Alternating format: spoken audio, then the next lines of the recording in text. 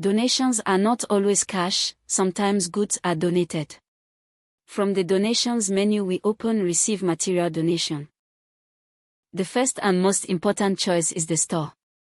Goods are always received into a specific warehouse, so every store keeps its own accurate stock. We receive into the main relief store, the store Grace manages. Only an officer assigned to a store, or an administrator, is allowed to receive goods into it, and that is exactly why we put Grace in charge of it. Then the donor who gave the goods.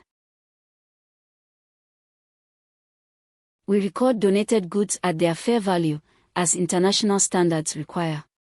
The donation income account fills in automatically from company settings. Then the purpose, restrictions, description and remarks. Then the item, the quantity, the unit, and the fair value per unit, what the goods are reasonably worth on the day they arrive.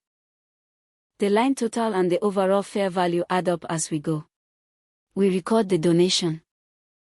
The goods are now in stock in the main relief store at their fair value, and ZetaFisc has posted debit inventory, credit donation income. The in-kind gift shows in the same received list, tagged in kind.